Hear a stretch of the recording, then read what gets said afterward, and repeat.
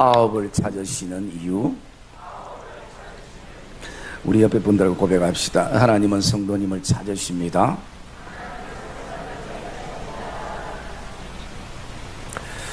교회에는 네 가지 절기가 있습니다. 그 절기는 4월 달에는요 부활절이 있고, 그리고 또 7월 달에는 맥주감사주일이 있고, 그리고 11월 달에는 추수감사주일이 있고, 또 12월 달에는 성탄 감사주일이 있습니다. 그냥 믿음의 삶을 살면 되는데 왜 이렇게 교회에 절기가 있고 또 그 절기를 우리가 지켜야 되는가 라는 부분들을 돌아보면 거기에는 공통점이 다시 한번 하나님을 향한 은혜에 대한 감사를 돌아보는 그런 계기와 동기를 우리에게 주고 있습니다. 그래서 부활절과 성탄절은 하나님이 날 구원하신 신앙에 대한 감사의 시간들이고요. 그리고 맥주감사주일과 추수감사주일은 우리의 삶에서 하나님이 부어주시는 은혜에 대해서 감사를 드리는 그런 계기가 되어지는 시간들입니다. 그러면 우리의 삶에 또 신앙에 왜 감사를 그렇게 중요시 하는가 라는 질문을 하게 됩니다. 여러분의 삶에 있어서 왜 감사가 중요합니까? 그 감사라는 것은요, 우리가 단순하게 하나님 앞에 표현하는 그 표현의 그 이상의 것입니다. 어떤 분이 저에게 그런 질문을 했습니다. 질문이 아니라 저한테 부탁을 했어요. 목사님, 좀 헌금 설교에서 교인들 복 좀 받게 하시라고. 왜 그래 헌금 설교를 안 하시냐고. 여러분, 제가 안 하는 이유는 두 가지입니다. 첫째는 아이들에게는 어릴 때 가르치면 잘 들어요. 그런데 이미 머리가 굵어진 어른들, 복잡한 머리를 품고 있는 어른들, 그래서 그 인생의 주머니를 꽉 붙잡고 있는 그 어른들의 주머니를 내가 꺼낼 수 있는 힘이 없기 때문인 것이. 그런데 그 인생이 꽉 붙잡고 있는 주머니에 하나님의 은혜가 들어가고 감사가 들어가면 그 주머니를 열게 되는 것입니다. 그래서 그것은 단순한 물질뿐만 아니라 하나님의 은혜가 내 인생의 주머니에 들어가고 감사가 들어가면 그때부터는요 물질을 뛰어넘어서 눈이라도 내어줄 만큼 헌신의 자리가 서게 되고, 또 생명을 교회를 위해서 복음을 위해서 내어놓는 결단을 가지게 되는 시간들을 보게 됩니다. 그래서 은혜가 중요한 것이고 감사가 중요한 것입니다. 또 다른 측면에서 바라보면 여러분, 우리 성도들 중에도 등산을 규칙적으로 하시는 분들도 계시는데요. 여러분, 그 산을 타는 사람들의 어떤 목적은 아무래도 최정상 산봉우리에 올라가는 것일 것입니다. 그러면 거기에 올라가면 힘들어도 성취감도 생기고, 그리고 그곳에 올라가면 보지 못했던 모든 것도 좀 보게 되고요. 제가 청년회 때에 우리 교회 학생회와 청년회 항상 연합으로 하는 행사가 있는데 그 가운데 하나가 등반대회였습니다. 그래서 제 기억으로는 그때 동네 산성 한쪽을 등반했는데요. 참 고통스럽더라고요. 왜냐하면 저는 산은 멀리서 바라보는 거지 꾸역꾸역 땀 흘리면서 올라가는 건 아니라고 그렇게 생각하고 등산을 별로 안 좋아합니다. 그런데 교회 행사니까 참여해서 올라갔어요.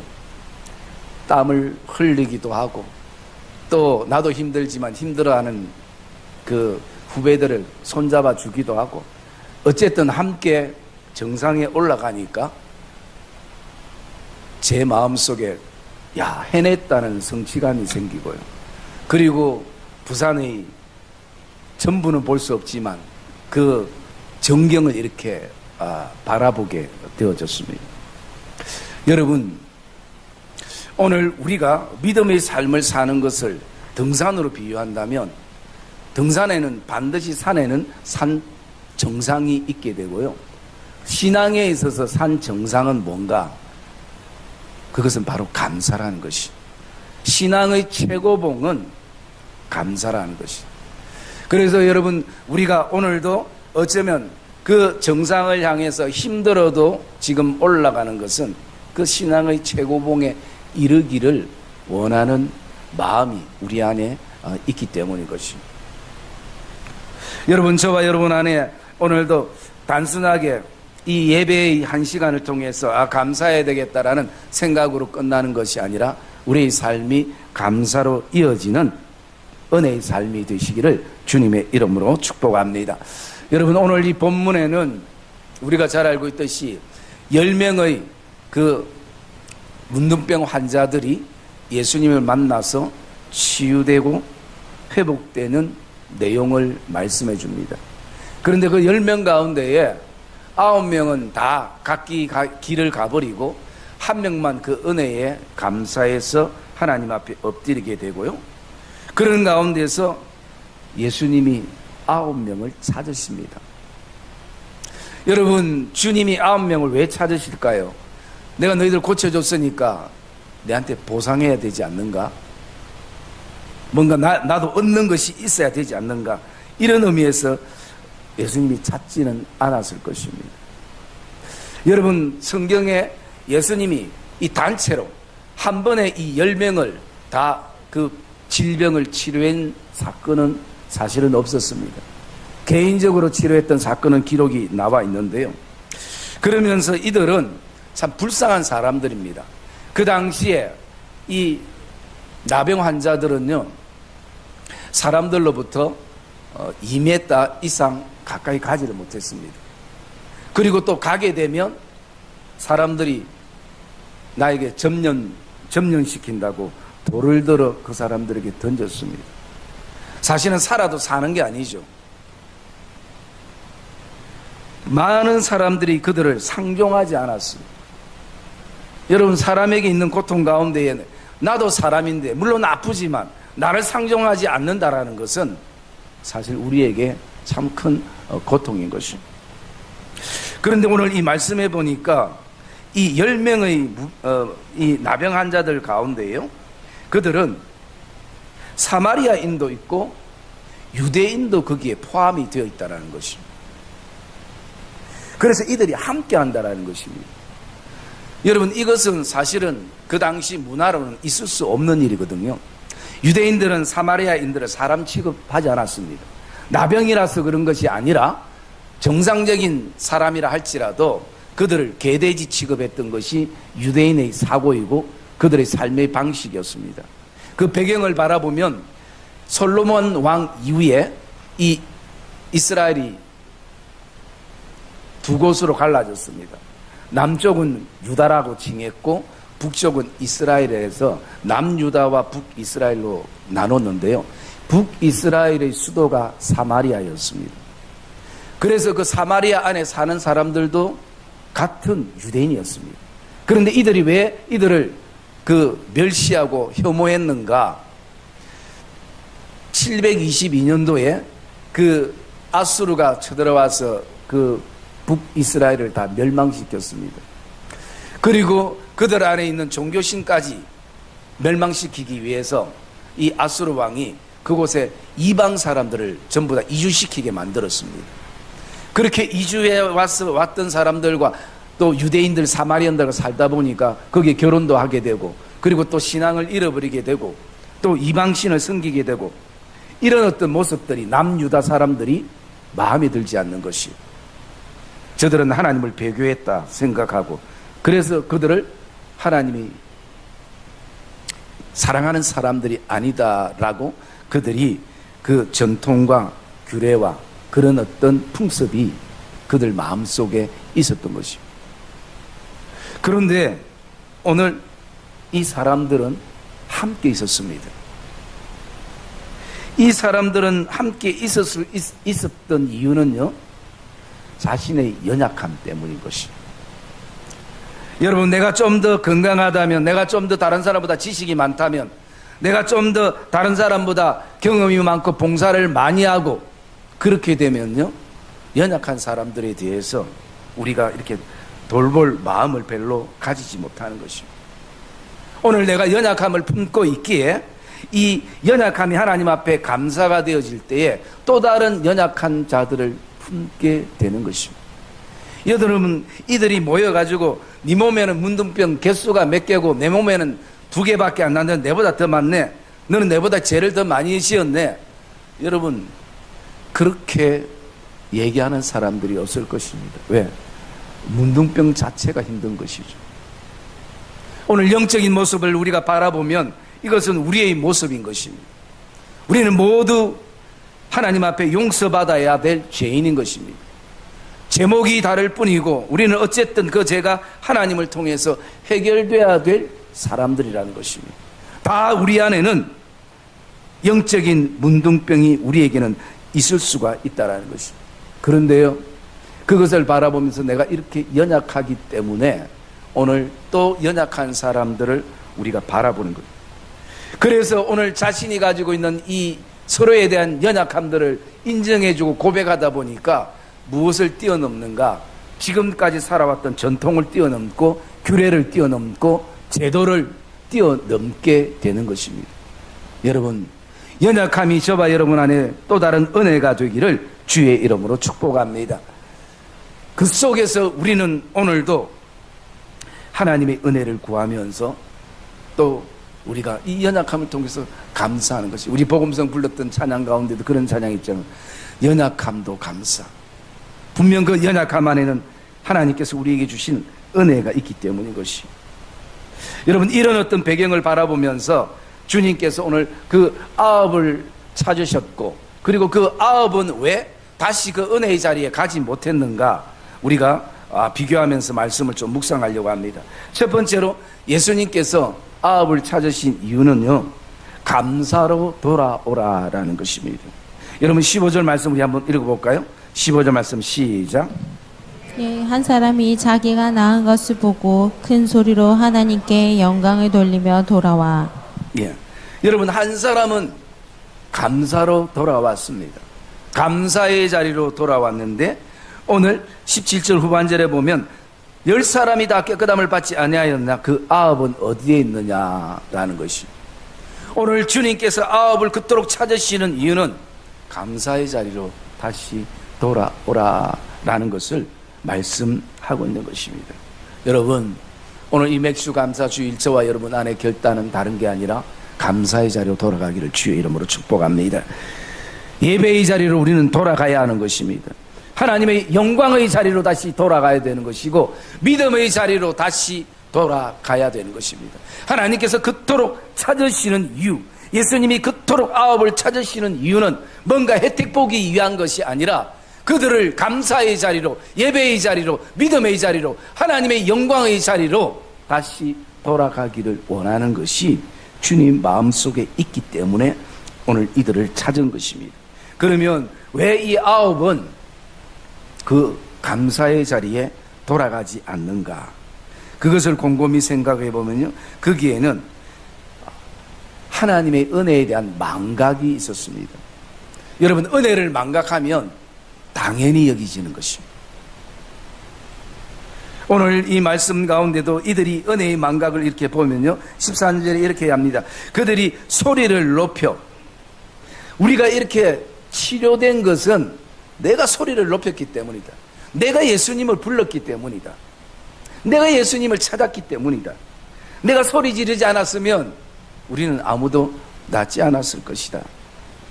또 나아가서 14절의 후반절에 보면 이렇게 말합니다. 그들이 가다가 깨끗함을 받은지라 라고 말씀합니다. 여러분, 낫고 간 것이 아니라 가다가 나선 것이. 그러면 그 속에서 그들이 얘기합니다. 봐라, 내가 가자 할 때 가니까 이런 일들이 일어나지 않느냐. 내가 갔기 때문이다. 여러분, 그런데 더 기억해야 될 것은요, 오늘도 내가 간 것도 중요하지만 그렇게 가게 하신 것, 또 그리고 그렇게 갈 수 있는 믿음을 주신 것, 이게 은혜라는 것이에요. 그런데 우리는 자꾸 내가 하다 보면 은혜가 망각되어지고 내가 나서게 되면 감사가 사라지게 되는 것이에요. 그리고 그들 속에는 이런 마음들을 품었을 것입니다. 이 10명 가운데에 10명이 다 치료되는 것이 아니라 여기 한두 명이 치료돼야 그게 은혜지, 10명이 다 낫는 것이 무슨 은혜고, 다른 사람들은 다 아파도 내가 나서야지, 그걸 하나님의 은혜라고 얘기하지, 다 똑같이 나섰는데 이게 무슨 은혜냐? 여러분, 이런 생각이 우리에게 없을 것 같은데 문득 우리에게 듭니다. 그래서 우리는 이것을 당연하게 여기면 감사의 자리에 우리는 나가지 못하는 것입니다. 주님께서 또 찾으신 두 번째 이유는요, 바로 하나님께 영광이라는 것입니다. 여러분, 오늘 말씀 가운데 한번 봅시다. 말씀 18절 말씀 시작. 이방인 외에는 하나님께 영광을 돌리러 돌아온 자가 없느냐 하시고. 예. 여러분, 우리가 기억해야 될 것은 감사는 단순한 표현이 아니라 그것은 하나님께 영광이 된다는 것을 저와 여러분이 기억하기를 주의 이름으로 축복합니다.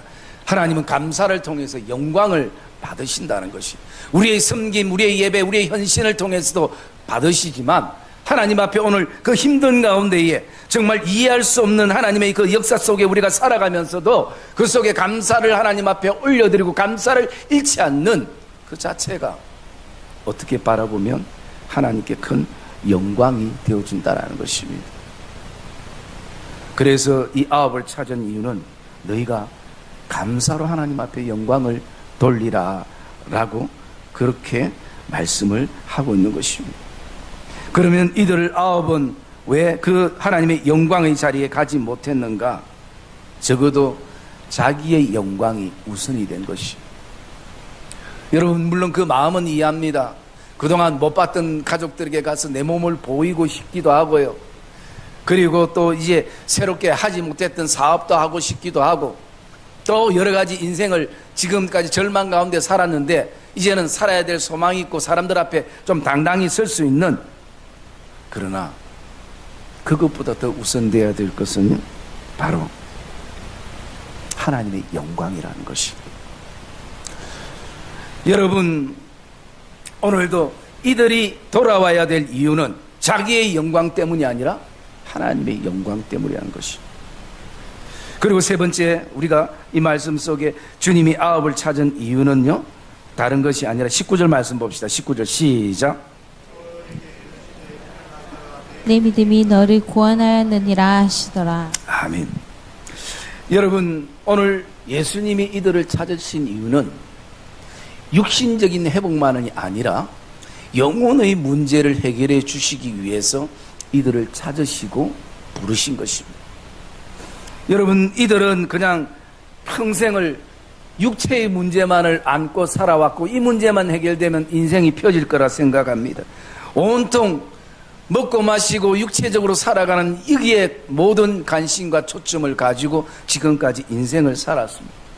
그러다 보니까 내 영혼의 문제, 구원의 문제, 구원의 확신의 문제, 하늘의 소망에 대한 문제, 이것은요 이미 다 팽개쳐버리고 그렇게 살아가는 것입니다. 여러분, 성도들 안에도 이런 성도들이 있을 수 있습니다. 영혼의 문제와 구원의 문제는 뒤로 하고 그냥 단지 내 앞에 놓여있는 삶과 생활의 이 문제만 해결되어진다면, 물론 절박하고 간절하기 때문에 그것도 큰 문제인 것입니다.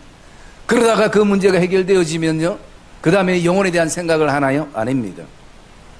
그것을 가지고 그런 세상을 나가서 또 자신의 육체와 여러 가지 것을 위해서 살아갑니다. 그러다가 또 육체의 문제가 생기고 생활의 문제가 생기면 그제야 또 주님께 돌아오는 것입니다. 그랬다가 해결되면 또 나가는 것입니다. 이게 계속 반복되는 삶이 되어지는 것입니다. 여러분, 주님은 오늘도 이들을 찾은 이유는요, 무엇보다도 육체보다 더 중요한 영혼의 문제, 이 구원의 문제, 영생의 문제를 주님이 해결해 주시기 위해서 오늘 이 한 사람이 뭐라고 얘기합니까? 내 믿음이 너를 구원하였느니라. 여러분, 이것을 주님은 준비해 놓고 계십니다. 여러분, 우리가 하나님 앞에 감사하면 하나님은 그 감사에 대한 반드시 우리에게 더 큰 은혜를 우리에게 준비해 주시는 분이시라는 사실을 저와 여러분이 기억하기를 주의 이름으로 축복합니다. 그래서 여러분, 오늘 이 19절의 말씀은요, 우리가 내가 언제 감사가 가능한가? 하나님이 살아계심을 믿을 때 감사가 되어진다라는 것입니다. 마치 하나님을 오늘 우리가 믿을 때 구원을 받는 것처럼 우리의 삶의 감사도 어떤 상황 속에서도 하나님의 일하심을 믿어야 하는 줄 믿습니다. 여러분, 하박국 3장 17절부터 19절의 말씀에 보면 이런 말씀이 있습니다. 무화과 나무 잎이 무성치 못하고 포도나무에 열매가 없으며 또 밭에 식물이 없고 외양간에 소가 없고 양의 우리의 양이 없다 할지라도 나는 하나님으로 말미암아 기뻐하고 구원의 하나님으로 말미암아 내가 오히려 찬송하리로다.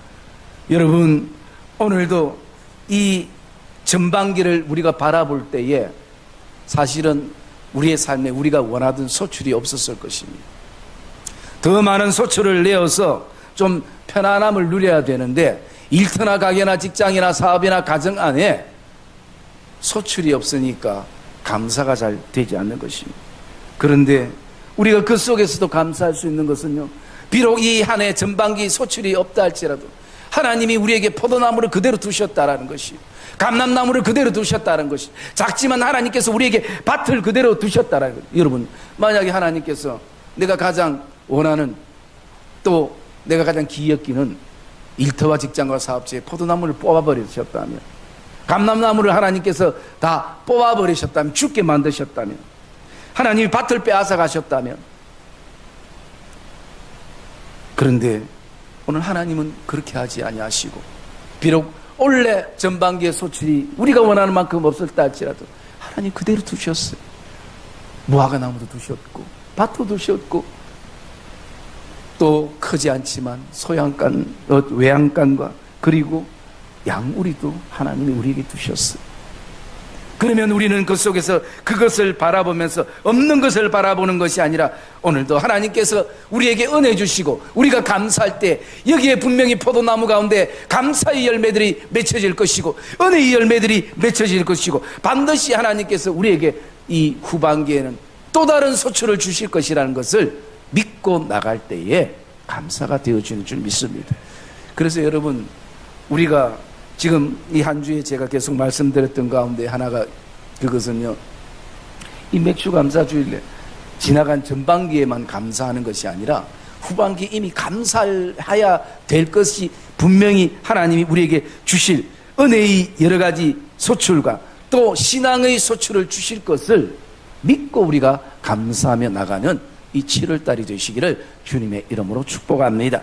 그럴 때 하나님은 우리의 생활뿐만 아니라 우리의 영적인 또 신앙적인 부분에도 분명히 하나님께서 우리에게 소출을 주실 것이고, 우리는 그 하나님을 믿고 나갈 때 그 여호와 하나님으로 말미암아 내가 기뻐하고 즐거워하리라.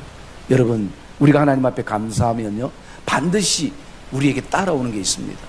그게 뭐냐면요, 즐거움과 기쁨입니다. 감사하는 사람에게는 따라오는 것이 항상 즐거움과 기쁨입니다.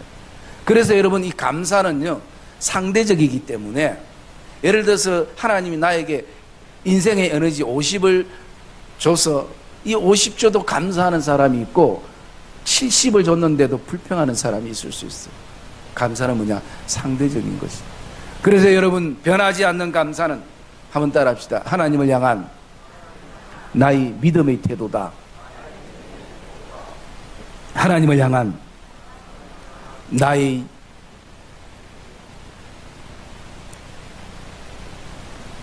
갑자기 대사를 까먹었어요. 아니, 믿음의 태도 말고 하나님을 향한 나이, 저도 이제 다 됐어요. 곧 돌아가실 것 같아요. 자, 어쨌든 우리는 감사는 하나님을 향한 우리의 마음의 태도, 믿음의 태도라는 것입니다. 왜? 여러분, 환경은 계속 바뀌어요. 상황은 바뀝니다. 그러나 오늘도 여호와로 말미암아 감사의 출발이 그 마음을 우리가 품고 나가게 되어지는 것입니다.